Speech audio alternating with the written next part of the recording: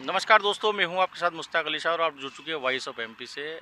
अभी हाल ही में कल जो 2022-23 को लेकर अफीम नीति लागू की गई है, उसको लेकर हमारे साथ बात करने के लिए मौजूद हैं किसान नेता चंपालाल जी गुजर। बात करते हैं इस पूरे मामले में, इनका क्या कहना है। चंपालाल जी, वॉइस ऑफ एमपी में स्वागत है। सीपीएस पद्धति को लेकर किसानों का क्या कहना है। सीपीएस पद्धति से किसान पूरी तरह से बिल्कुल भी संतुष्ट नहीं है। सीपीएस पद्धति सरकार की बिना तैयारी के द्वारा घोषित की गई नीति है। गत वर्ष जो सीपीएस पद्धति में अफीम लाइसेंस दिए गए थे, उनका भी अभी तक कोई टेस्टिंग रिजल्ट किसानों का उपलब्ध नहीं हो पाया है। जिन लोगों ने सीपीएस में खेती की पूर्व में, वो अभी भी इस स्थिति में है कि हमारा रिजल्ट क्या है, हमें पट्टा किस हिसाब से मिलेगा। ऊपर से गवर्नमेंट ने पुनः इनको सीपीएस पद्धति में लाइसेंस जारी कर दिए गए हैं, तो इस वजह से किसानों में बहुत ही निराशा के भाव हैं।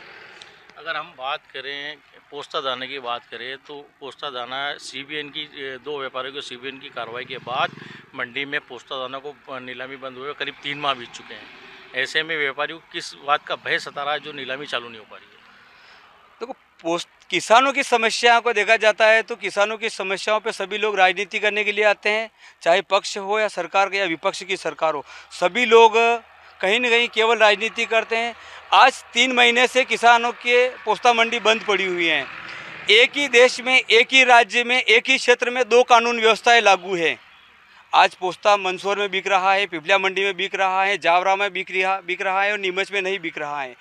और आए दिन सुर्खियों में रहता है कि पोस्ता व्यापारियों के ऊपर कार्रवाई हो रही है, ये हो रहा है। तो इन सब के लिए स्थानीय जनप्रतिनिधियों को किसानों के और व्यापारियों के और प्रशासन के बीच में जाकर के इस समस्या को हल करके पोस्ता मंडी अतिशीघ्र चालू करवानी चाहिए।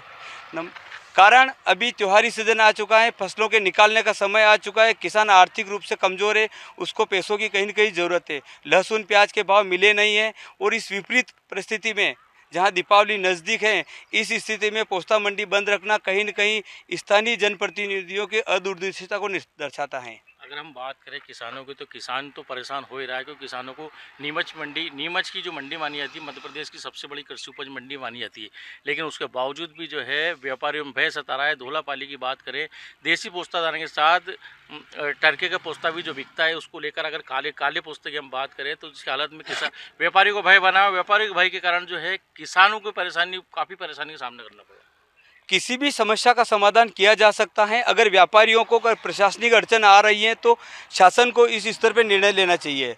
और जहां तक संभव है, मेरी जानकारी में ये है कि पोस्ता व्यापारियों के जो धौला पानी की प्रॉब्लम है वो राज्य शासन का मामला है और राज्य शासन को आगे आकर के किसानों की समस्याओं को हल कर करके पोस्ता मंडी पुनः चालू करवाना चाहिए, न कि एक दूसरे पे दोषारोपण करना चाहिए। अभी हाल ही में इस पोस्ता दाना की नीलामी को लेकर 11 अप्रैल 2022 को मंदसौर मंडी में एक बैठक बैठी गई थी, जिसमें नीमच के सभी प्रतिनिधि, तीनों विधायक, मंदसौर सांसद, मंदसौर विधायक और वणिजकर की जो विभाग के वो अधिकारी थी दीपा रस्तोगी, वो सब ने बैठ के एक निर्णय इस बात का निकाला था कि मंडी व्यापारियों को लाइसेंस का दिया जाएगा, लेकिन उसके बावजूद भी इसका कोई निर्णय नहीं निकला, जिसके कारण किसान तो परेशान ही है, व्यापारी तो परेशान है, लेकिन किसानों की हालत जो है दिन पर दिन बदतर होती जा रही है। पोस्ता व्यापारियों में हम ये नहीं कहते कि गलत है। अगर एक व्यापारी के ऊपर कार्रवाई हुई या 2 व्यापारियों के ऊपर कार्रवाई हुई है तो पूरी मंडी बंद रखना कहीं न कहीं बहुत ही गलत है।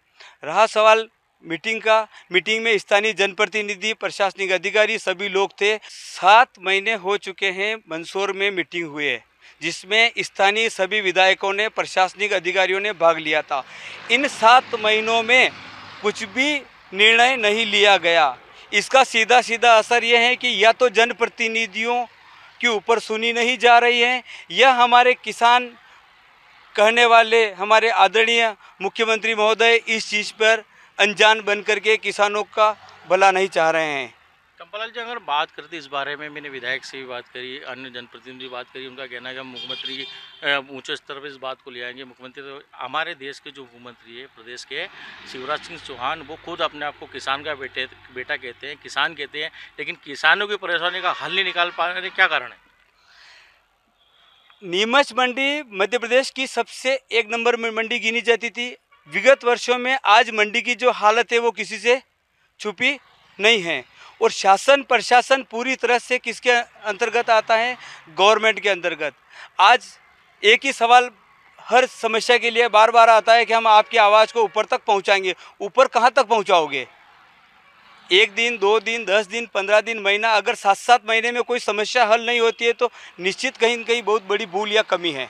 हाल ही में हम त्यौहार की बात करें तो दीपावली, दशहरा, देवउठनी काफ़ी जो है अब त्योहारी सीजन आने वाले हैं। ऐसे में अगर मंडी चालू नहीं होती, पोस्ता दाना मंडी, तो किसान किस तरह परेशान होगा, क्या हाल होगा किसान?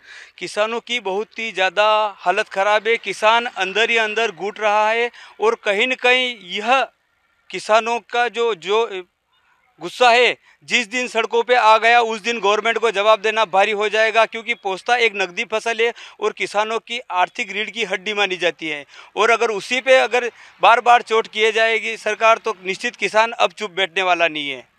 ये थे हमारे साथ किसान नेता चंपालाल जी गुर्जर, जिन्होंने बताया कि त्योहारी सीजन को देखते हुए अगर अभी भी मंडी चालू नहीं होती है तो किसानों में कहीं ना कहीं आक्रोश पनपेगा, और आक्रोश पनने के बाद जो किसान अगर आक्रोश पनपा तो किसान सड़कों पर उतरेगा तो इसकी पूरी जवाबदारी जो है स्थानीय जनप्रतिनिधि और देश प्रदेश के जो मुखिया हैं उनकी जवाबदारी रहेगी, जो अपने आप को किसान का बेटा कहते हैं। वॉइस ऑफ एमपी के लिए मुश्ताक अली साकी की खास रिपोर्ट।